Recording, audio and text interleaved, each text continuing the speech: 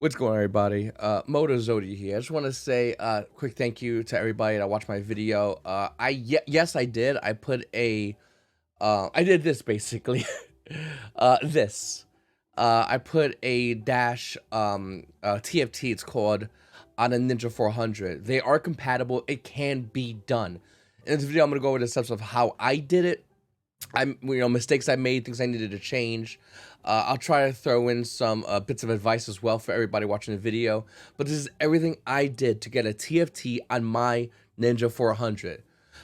Before I begin showing you the rest of the technical part of the video, I just want to say I got my TFT off eBay. This is a 2020 Ninja 650 speedometer, or TFT, or display, depending on what you want to call it.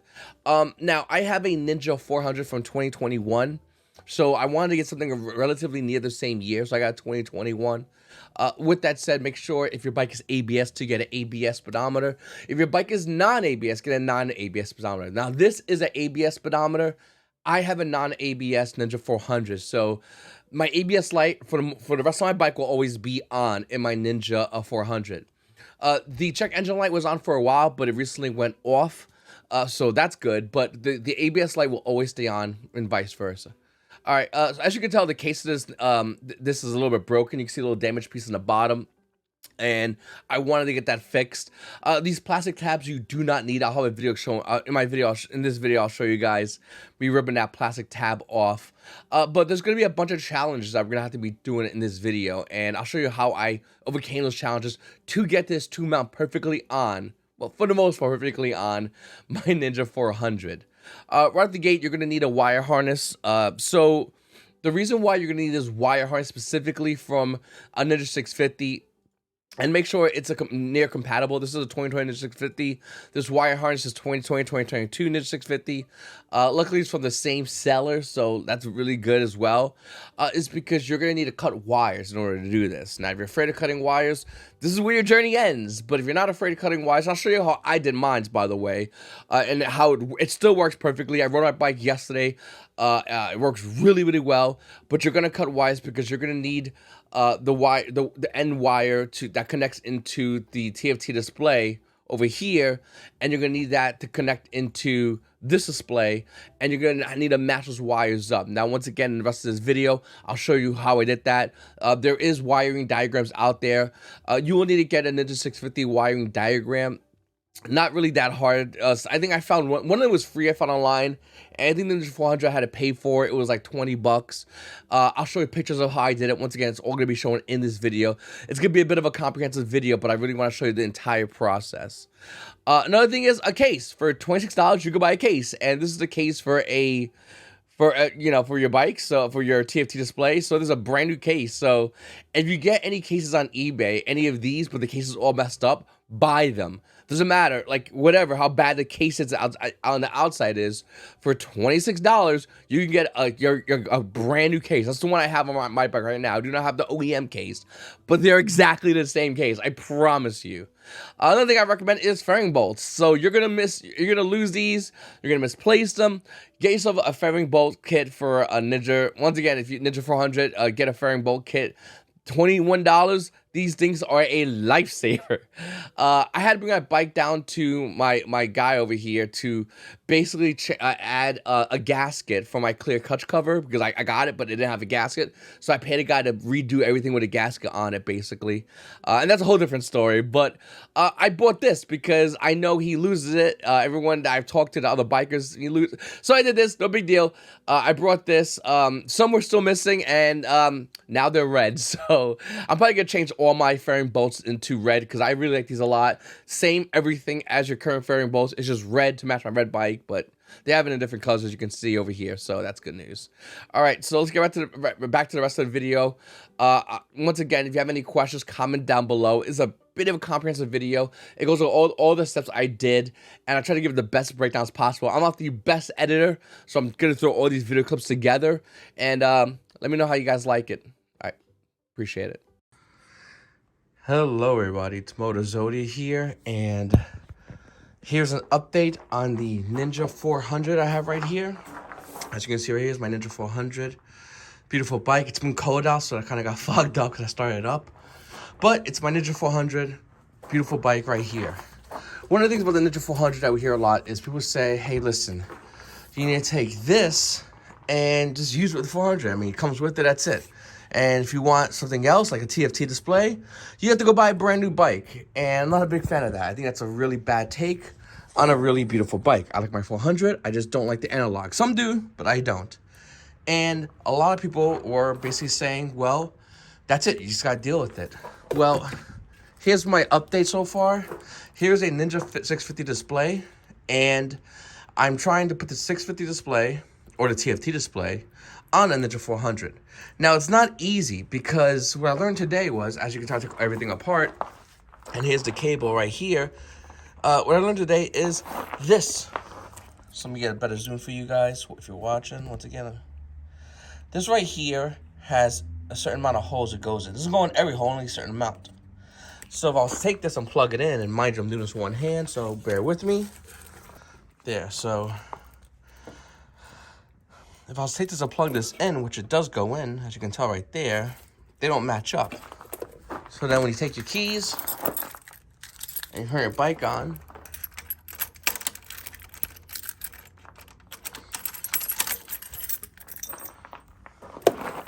you get no juice whatsoever. So here's the game plan. Here's what we're working with. I don't know how long this is going to take, but this is what I'm going to do. What I'm going to be doing is getting a harness, a wire harness, for a Ninja 650. Ideally 2021. And then that on that wire harness will have this, basically this setup. And then from there, I'll be able to tell which wires go into which holes. And then I can swap that out in this one with the correct ones. Once that's in, it'll be plugged in. Once that's plugged in, the power will go on, and then a power on this unit. Once the power's on this unit, my theory is that it will work. Now, that's number one. If that is to be the case and it does work, which is definitely a long shot, I'm not going to lie to you. Number two is fitting it in here. So this is the Ninja 400 dash. As you can get the rubber grommets in here. And I would have to fit this in there, which doesn't fit in too easily. So I might have to figure out that. But that's a small thing to do. But then again, it's something really important. One thing I want to note with the Ninja 650 display, it's a little bit smaller than the actual 400. So I'm going to go ahead and grab the 400 display, do a side-by-side comparison. Once again, the 400 is a little bit longer than the 650 display. But ultimately, I'm not giving up. I do have this plastic on because I did change the case. I have a screen protector coming in tomorrow, so I'm going to pop a screen protector on here. Because I have a brand new case. The other case had, like, gunk in the glass, so I just changed the whole piece out. So this is what we're up to right now. I'll tell you right now, I'm not giving up. I'm definitely gonna keep going with this. Once this bike is able to provide proper power to this unit, then we'll be able to see how it works. I think it's gonna work. I'm pretty optimistic. And if that is to be the case, having a 400 with a TFT display would be absolutely perfect. And it's something that I think a lot of people that own a 400 would like to know. As far as taking it off and putting it back on, I'll be honest with you, it's a real pain in the ass.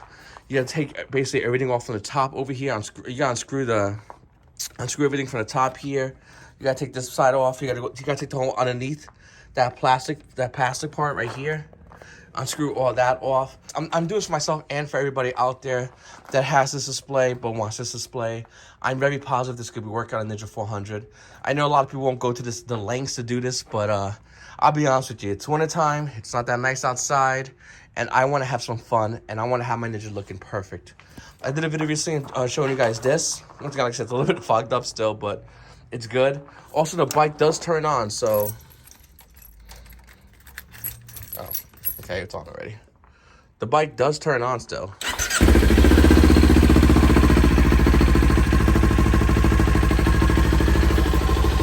The unit doesn't, but the bike runs. A little fogged up. This will be gone soon. I'm not really too crazy about that dissipating, but looks good.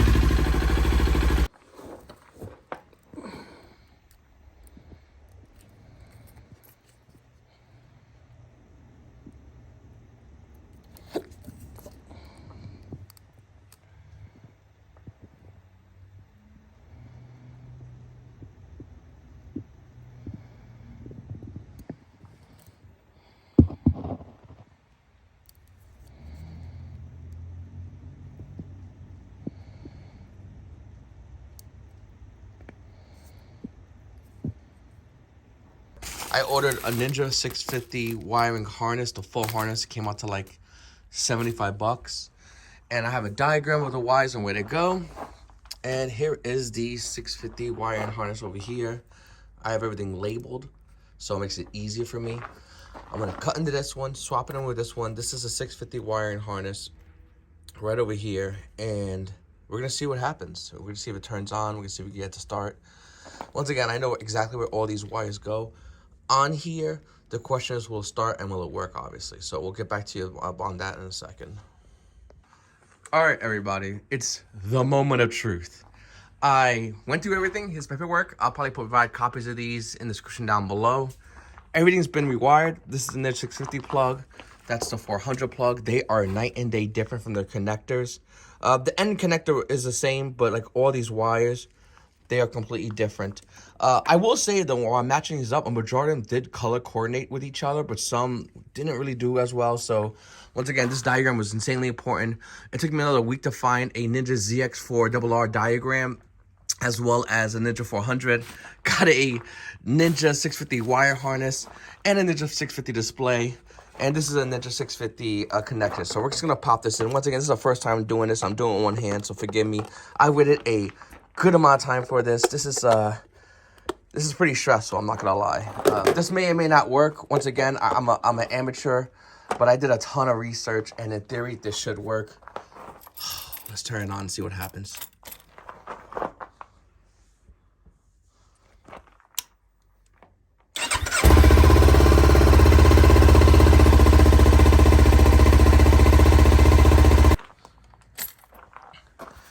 Alrighty, so we plugged everything in, we did everything correctly, but there's not enough juice flowing into the unit. So we have these auxiliary cables that normally go to this right over here, and I could always splice them together, so I could splice them and put them back into here and have another wires going to here, or I could just put them directly into here. I'm just gonna be lazy, put them directly in here. I mean, it's a cool feature. I'll leave it like that for now for aesthetics, but for the most part, I'll go right into here. And once we turn our bike on now, with enough juice, look at that. Oh, I've been wanting to see that for a while. All right, so now here's the other question.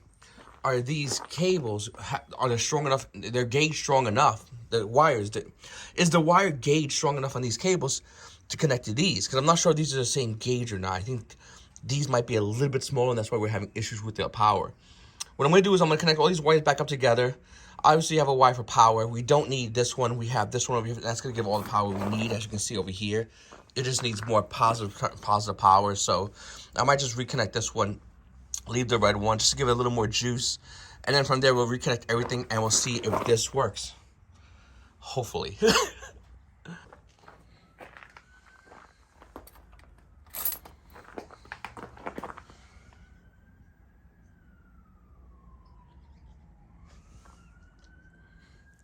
It's not done fully, but that's pretty good. All right, it's wiring day, and today we're gonna get this whole wire setup going. You notice I have everything numbered. That's because I have a sheet. That's my diagram. It shows what connects to where. It also lets me know which wires do what, which is very important.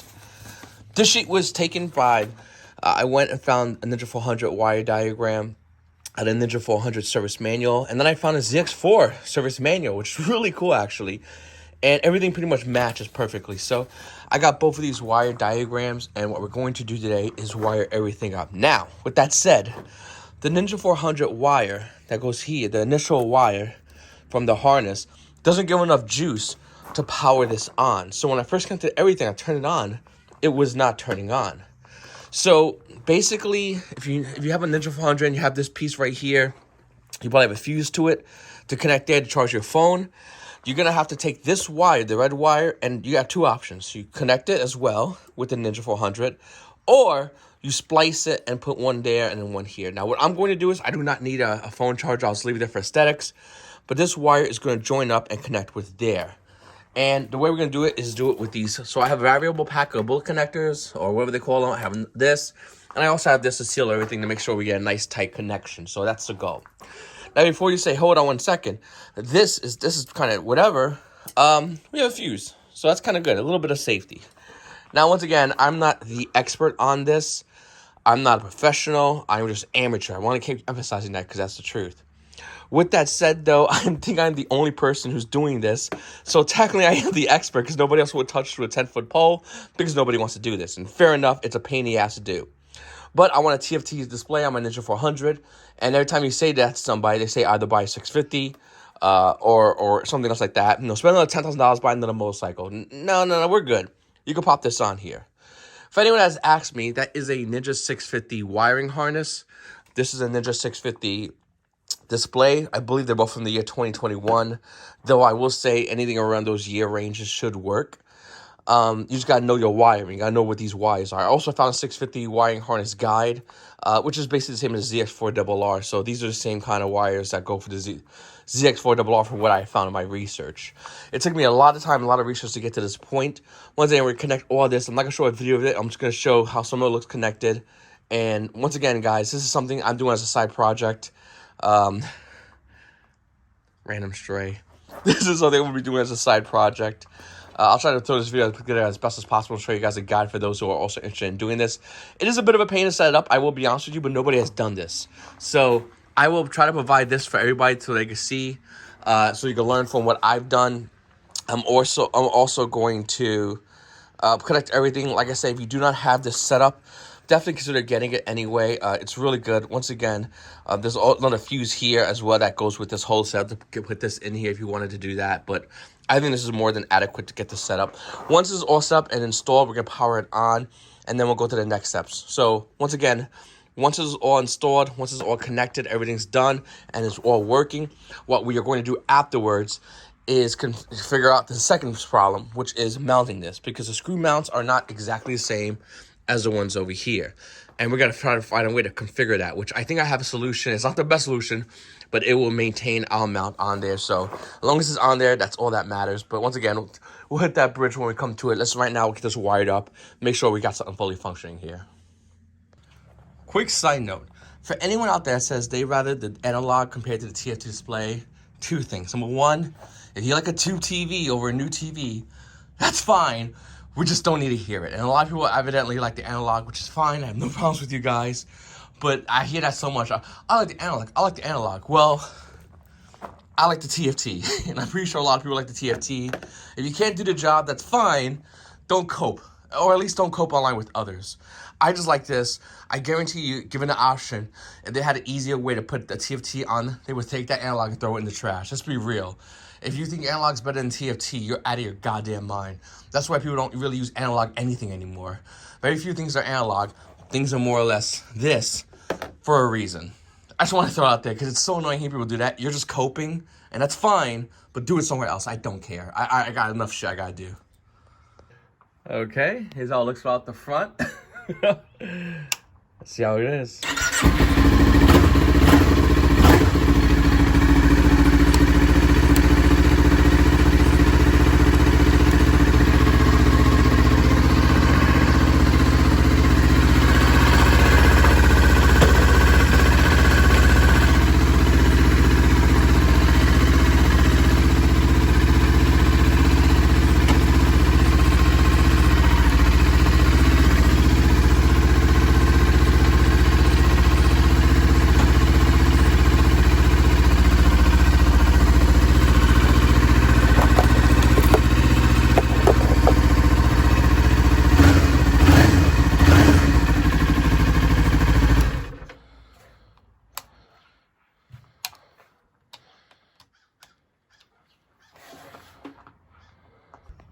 So a couple of issues we see right out the gate. Oil is not showing, and our gear isn't showing. So these are two issues. Other than that, it looks great. Speedometer runs. We haven't did this the actual speedometer, but the revs run. We'll try to do a little bit of speedometer and see what happens. All right, day number blah blah blah. Here's another update. We did some more wiring, and a couple of things I needed to fix on here was one was the gauge over here to show the shift. Another one was the ABS light, and of course the oil. So we'll show you how that looks right now. We got it to work. ABS and oil lights off, E-turns on. Great. Okay, so the next step is now mounting it. So I knew this was gonna be a huge issue, but not that big of a deal now that I'm looking at it in retrospect. So this right here was gonna go fit into this grommet. This will fit perfectly in here. And what we're gonna have here is, once I mount it perfectly, what we have here is this piece will be hanging out. So that's basically what you're gonna have. There's no way to be able to switch it. It's not long enough to do that. And you can't really add anything over here. So what we'll do is, I'll go over here, is we're gonna get rid of these two plastic clips and we can just drill a hole. And then once we drill a hole, we can screw it in like that. And that's gonna hold it in place. So it will be held in place, but we're gonna have to drill a hole. Once again, I'll if I can show you right here, right where my thumbs point to, we'll have to drill a hole right there. So once I do that, we'll see how it looks. She isn't perfect, but she'll sing. So once again, back, took it off, and let's see what we got here. I'm gonna try to do this one hand. It's not easy. Give me 1 second.